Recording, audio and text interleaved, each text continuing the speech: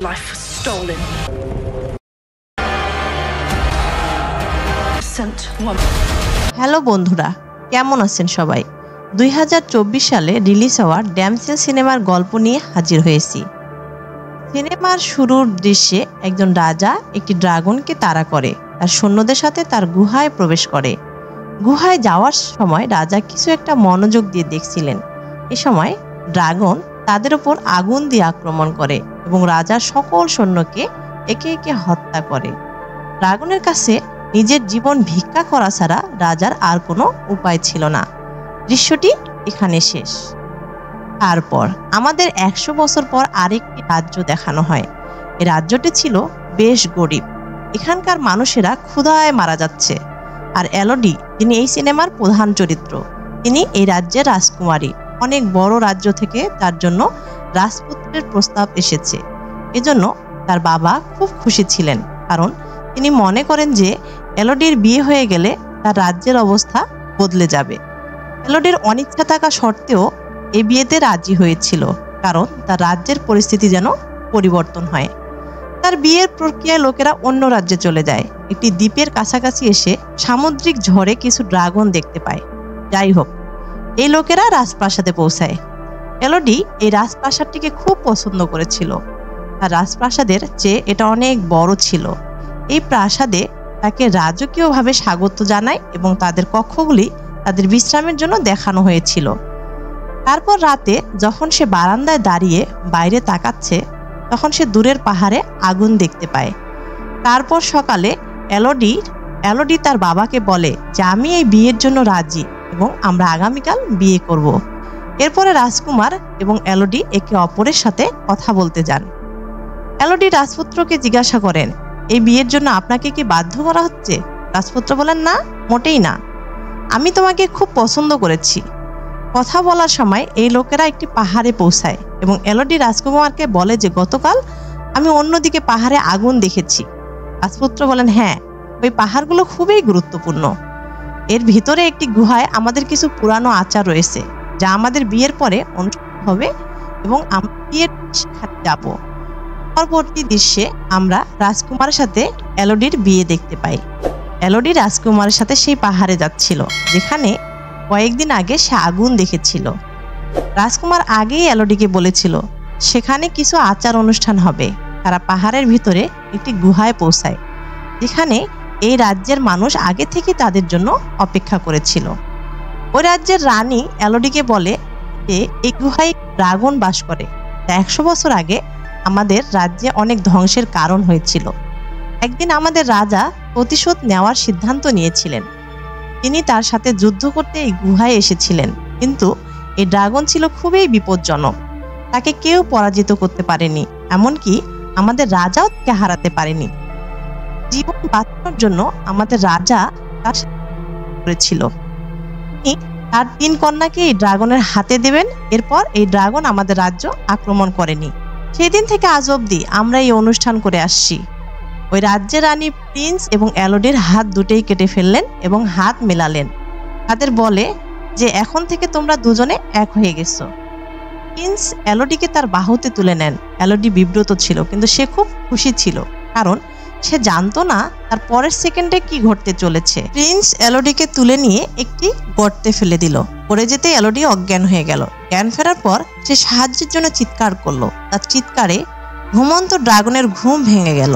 যখন কেউ এলোডিকে সাহায্য করতে আসে না, তখন এলোডি নিজে উপরে ওঠার জন্য চেষ্টা করে, কিন্তু তার জায়গাটা খুব পিচ্ছিল ছিল। সে বারবার নিচে পড়ে যাচ্ছিল। এখানে অনেক মেয়েদের জিনিসপত্র পড়ে আছে। হঠাৎ এলোডি বাতাসে আগুন দেখতে পেল। সাথে সাথে সে দেখতে পায় যে কিছু উড়ন্ত পোকা পুড়ে মরে গেছে। আগুন ছিল ড্রাগনের। ড্রাগন দেখে এলোডি ভয় পেয়ে গেল। তারপর ড্রাগন তাকে জিজ্ঞাসা করে, তোমার নাম কি? এলোডির নাম বলার পর ড্রাগন তাকে বলে, তুমি এখানে চুক্তির অধীনে এসেছো। বিনিময়ে আজ তোমায় মেরে ফেলবো, কারণ আমি তোমার কাছ থেকে রাজকীয় রক্তের গন্ধ পাচ্ছি। এলোডির সাথে খারাপ কিছু হওয়ার আগেই সে সেখান থেকে পালিয়ে যায়। ড্রাগন তাকে পালিয়ে যেতে দেখে তার আগুন দিয়ে তাকে আক্রমণ করে। পালিয়ে যাওয়ার সময় এলোডি একটি ছোট গুহায় ঢুকে পড়ে। সে ড্রাগনের আগুন থেকে পুরোপুরি বাঁচতে পারেনি। তার পা বাজেভাবে পুড়ে গেছে। সে তার কাপড় ছিঁড়ে পায়ে ক্ষত বাঁধে।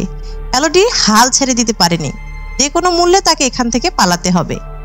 তিনি উঠে এই জায়গাটি ভালোভাবে দেখা শুরু করেন এবং পথে সে একটি নীল আলো দেখতে পায়।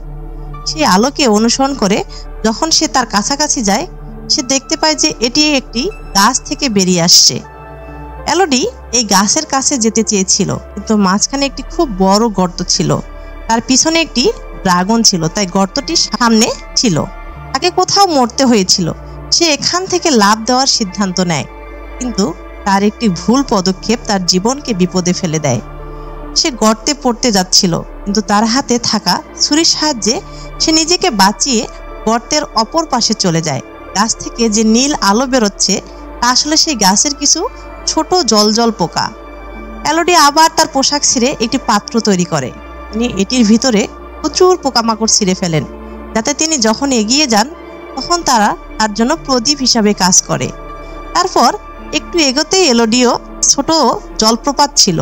এলোডি পানি পান করার জন্য তার মুখ খোলে, কিন্তু তারপর ড্রাগনটি উঠে আসে এবং তার আগুন দিয়ে তাকে আক্রমণ করে। নিজেকে বাঁচাতে এলোডি আবার পালিয়ে যায়। এলোডি আবার গুহায় লুকিয়েছিল এবং ড্রাগনটি এলোডিকে এটি সম্পর্কে জানায়। তুমি আমার কাছ থেকে আর কত পালাতে পারবে? একদিন তুমি আমার কাছে আসবে। এই ছোট গুহাটিতে অনেক মেয়ের নাম ছিল, যার উপর এলোডি বুঝতে পারে যে এখানে অনেক মেয়েকে বলি দেওয়া হয়েছে। তারপর সে খুব ক্লান্ত ছিল, সে ঘুমিয়ে পড়ে এবং যখন সে জেগে ওঠে তার পোশাকের মধ্যে সে সমস্ত পোকামাকড় সংগ্রহ করেছিল তার ক্ষতস্থানে বসেছিল। তাদের দেখে এলোডি খুব ঘাবড়ে যায় এবং যখন সে তার ক্ষত দিয়ে সে পোকাগুলো তুলে নেয়, সে দেখে যে তার ক্ষত পুরোপুরি সেরে গেছে। এই পোকামাকড় খুব দরকারি ছিল। যাই হোক, সে তাদের সাথে এগিয়ে যায় এবং একটি ছোট পাথরের উপর তাকে একটি মানচিত্র দেখানো হয় কিভাবে এখান থেকে বের হতে হবে। এটি অনুসরণ করে তিনি এখান থেকে যেতে চেয়েছিলেন, কিন্তু রাস্তাটি ধারালো পাথরে পূর্ণ ছিল। এই পাথরের আঘাতে সে মারা যেত, কিন্তু সে তার যন্ত্রণার কথা চিন্তা না করে অনেক কষ্টে উপরে উঠে যায় এবং অবশেষে সে বেরিয়ে আসার পথ খুঁজে পায়। কিন্তু জায়গাটা খুবই বিপজ্জনক। পাহাড়ের চূড়া থেকে নামার উপায় নেই। এখন সে কাঁদছিল। সে কাউকে চিৎকার করতে চেয়েছিল, কিন্তু এত উঁচু থেকে কেউ তার কথা শুনতে পায়নি। সে এখানে কিছু ঘোড়ার ছুটে চলার শব্দ শুনতে পায় এবং এর মধ্যেই তার সামনে একটি ড্রাগন আসে। ড্রাগনটি তাকে আবার আক্রমণ করার আগে এলোডি গুহার ভিতরে আসে এবং ড্রাগন তাকে বলে যে তুমি যতই দৌড়াও না কেন, এই জায়গা থেকে কেউ কখনো পালাতে পারেনি, আমি তোমাকে ধরবো। এখন সে শুধু বলেছিল যে হঠাৎ এলোডি নিচের গুহা থেকে বাবার কণ্ঠস্বর শুনতে পায়। কণ্ঠস্বর শোনার সাথে সাথে ড্রাগনটিও এলোডির বাবাকে দেখতে উপরে এবং নিচে চলে যায় এবং এখান থেকে এলোডিও তার বাবার কাছে যেতে নেমে পড়ে এবং পথে সে দেখতে পায় প্রচুর সোনা এবং ড্রাগনের 3টি ভাঙ্গা ডিম। এসব দেখে সে বুঝলো রানী যে গল্পটা বলেছিল তা অর্ধেক সত্য আর অর্ধেক মিথ্যা। যে ড্রাগন তাদের মানুষ হত্যা করেছে, আসলে বহু বছর আগে রাজা যখন এই গুহায় এসেছিলেন তখন দেখেছিলেন এখানে ড্রাগনের 3টি ডিম আছে, যেখান থেকে 3টি ড্রাগন বেরিয়ে আসছে। রাজা এই 3 ড্রাগনের বাচ্চাদের হত্যা করেছিলেন এবং ড্রাগন এখনো তাদের প্রতিশোধ নিচ্ছে। এই দৃশ্যটি অতীতের একটি দৃশ্যকে কেটে আমাদের দেখায়, যেখানে রাজা ড্রাগনের কাছে তার জীবনের জন্য ভিক্ষা করছেন। অতঃপর ড্রাগন রাজাকে বলল, আমিও তোমার কষ্ট দেখতে চাই। তোমার প্রত্যেক প্রজন্ম থেকে আমার 3টি সন্তান লাগবে। তাদের আত্মত্যাগের পর আমি আপনাকে এবং আপনার রাজ্যকে শান্তিতে থাকতে দেব।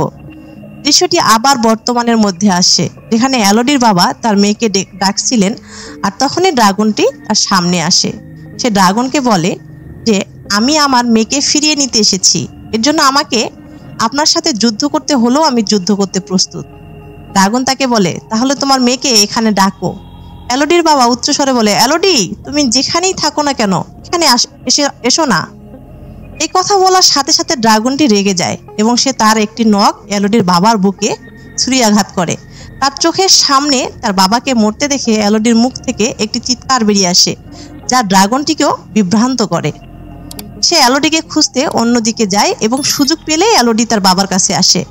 তিনি এলোডিকে বলছিলেন যে আমি আমার পাপের জন্য মরে যাচ্ছি, কিন্তু তোমাকে বেঁচে থাকতে হবে। যাও, তোমার মা বোন আমাদের জাহাজে তোমার জন্য অপেক্ষা করছে। এই কথা বলার সাথে সাথেই সে মারা যায় এবং এলোডি এখান থেকে যাওয়ার জন্য এগিয়ে যায়।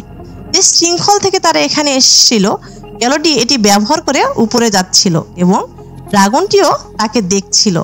বারবার ড্রাগনের আগুনের আক্রমণ এড়াতে সে কোনোভাবে এই গুহা থেকে বেরিয়ে আসে। সে এখন তার বাবার ঘোড়ায় বসেছিল এবং সেখান থেকে পালিয়ে যাচ্ছিল।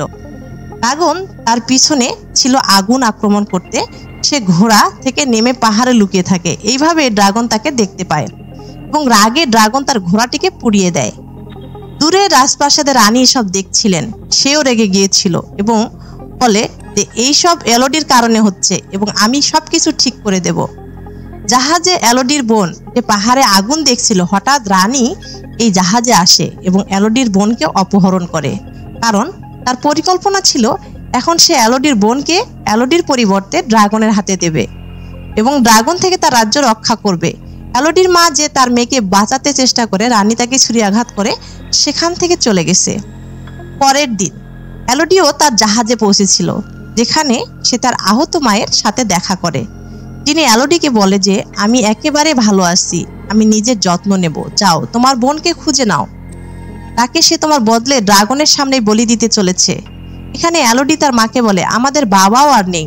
এই কথা বলার পর সে অবিলম্বে গুহায় চলে যায়, কারণ সে জানতো যে রানী তার বোনকে গুহায় নিয়ে যেতেন, যেখানে রানী সত্যি তার হাত কেটে ফেলে এবং এলোডির বোনের হাত তার রক্তে তার রক্ত মিশ্রিত করে এবং এটি ফেলে দেয় নিচের গর্তে এবং ড্রাগনটি এলোডির বোনকে ধরে ফেলে। এলোডিও এই সময়ের মধ্যে গুহায় পৌঁছে গিয়েছিল, কিন্তু কেউ তার সম্পর্কে জানতো না, কারণ সে ড্রাগনের কাছে যাওয়ার আগে সে নিজেকে প্রস্তুত করেছিল এবং তার বাবার তলোয়ারটি গুহায় কিছু অস্ত্রের সাথে নিয়ে যায়, যা ড্রাগনের সাথে যুদ্ধে কার্যকর হতে পারে। দৃশ্যে দেখানো হয়েছে যে ড্রাগন এখনো এলোডির বোনকে হত্যা করেনি। সে তার মৃত সন্তানদের সাথে বসেছিল এবং এলোডির বোনকে বলছিল তোমার বড়রা আমার বাচ্চাদের হত্যা করেছে, আর এখন আমি তাদের মেয়ে এলোডিকে মেরে ফেলবো এবং একইভাবে তাদের অস্থির করে তুলবো। আমি জানি সে অবশ্যই তোমাকে বাঁচাতে আসবে, তোমাকে মেরে ফেলার চেয়ে ওকে মেরে আমি বেশি উপভোগ করব। এখানে এলোডি ড্রাগনকে বিভ্রান্ত করার জন্য গুহার ভিতরে কিছু শব্দ করে, যাতে ড্রাগন জানতে পারে যে সে আসছে এবং ড্রাগনটি তাকে খুঁজতে অন্যদিকে যাওয়ার সাথে সাথে এলোডি তার বোনের কাছে আসে। এলোডি তার বোনকে বাঁচাতে এবং তাকে নিয়ে যাওয়ার আগে ড্রাগনটি আবার এখানে আসে। এলোডি ড্রাগনকে বলে যে আমাদের সাথে মিথ্যা বলা হয়েছিল, আমাদের বলা হয়েছিল যে আপনি তাদের রাজ্য আক্রমণ করেছেন। ড্রাগন বলে যাই হোক না কেন, ওরা যদি তোমার পরিবারের কেউ হয় তাহলে তোমার কাছ থেকে তাদের প্রতিশোধ নেব। এলোডি বলে না, আমরা তাদের সন্তান নই। এলোডি ড্রাগনকে অন্য কিছু বলার আগেই ড্রাগনটি তার আগুন দিয়ে তাকে আক্রমণ করে। নিজেকে বাঁচাতে এলোডি ফিরে গেল, সে পানিতে পড়ে যায়। মেয়েটা এখন অনেক কষ্টে ছিল। ড্রাগন আবার তাকে ধরে ফেলে এবং তার পেরেক দিয়ে আহত করে, আর এবার বড় শক্তির হাত থেকে বাঁচাতে এলোডি তার তরবারি দিয়ে তার চোখে আঘাত করে। এই আক্রমণে ড্রাগন রেগে যায়। যখন সে এলোডিকে দূরে ফেলে দেয় এবং তার আগুন দিয়ে তাকে আক্রমণ করে, কিন্তু সেখানে পাথরের সাথে সংঘর্ষের ফলে ড্রাগনের নিজের আগুন তাকে পোড়াতে শুরু করে। পোড়ার পর ড্রাগনটি খুব আহত হয়েছিল এবং এখন এলোডিকে তাকে আবার হাতের ক্ষতটি দেখতে বলে। একইভাবে তাদের রক্ত কেটে আবার সাথে মিশিয়ে রাজকীয় রক্ত বানিয়ে আপনাদের সামনে পেশ করলাম। আমরা তাদের সন্তান নই, তারা তাদের বাড়িতে শান্তিতে বসবাস করছে আর আমাদের মতো নিষ্পাপ মেয়েদের বলি দিচ্ছে।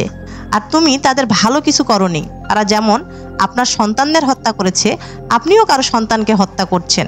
সত্য জানার পর ড্রাগনের মন খারাপ হয়ে যায় এবং এলোডিকে বলে যে আমার শাস্তি হওয়া উচিত, যে আমি মারা যাই, তাই আমাকে মেরে ফেলো। কিন্তু এলোডি তাকে হত্যা করে না এবং সে যে ছোট পোকামাকড় সংগ্রহ করেছিল সে ড্রাগনের গায়ে লাগিয়ে ড্রাগনের ক্ষত সারায়।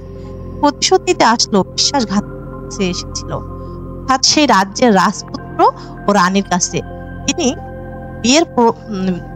তাকে বিয়ের প্রলোভন দিয়ে তাকে গুহায় ড্রাগনের সামনে ফেলে দিয়েছিলেন। এখানে রাজপুত্র তার মতো আরেকটি মেয়েকে বিয়ের প্রলোভন দিয়ে ড্রাগনের সামনে বলি দেওয়ার প্রস্তুতি ছিল। এলোডি তাকে সত্যি বলে এবং তাকে সেখান পালিয়ে বলে। এরপরে এলোডি সবাই বলে যাদের জীবন বাঁচাতে হবে তারা সেখান থেকে যেতে পারে। রানী বলে, হে মেয়ে, তুমি কি মনে করো? যদি তুমি ড্রাগন থেকে বেঁচে থাকো এবং তুমি আমাদের ভয় দেখাতে পারো, তুমি একা আমাদের কি ক্ষতি করবে? এলোডি বলে, আমি একা নই। এই কথা বলার সাথে সাথে আকাশের উড়ন্ত ড্রাগনটি এই প্রাসাদে উঠে আসে। ড্রাগনও ধ্বংস করেছিল রাজপরিবার সহ পুরো প্রাসাদ। এখানে প্রতিশোধ এখন সঠিকভাবে পূর্ণ হয়েছে। এরপরে গল্পের শেষ দৃশ্যে আমাদের দেখানো হয়েছে যে এলোডি, তার বোন এবং তার মা এই রাজ্যে রয়েছে। তারা তাদের রাজ্যে ফেরার প্রস্তুতি নিচ্ছে। এলোডি এখন তার মাকে বলে যে আমি নিশ্চিত যে আপনি আমার বাবার পরিবর্তে এই রাজ্যের ধন নেবেন, এই রাজ্যটিও খুব ভালোভাবে চালাবেন। এই কথা শুনে তার মা খুব খুশি হয় এবং তারা তাদের রাজ্যে চলে যায়, যেখানে ড্রাগন এলোডির ড্রাগন হিসাবে তাদের সাথে যাচ্ছিল। এবং এই দেখানো এই গল্প এখানে শেষ। ধন্যবাদ, আবার দেখা হবে।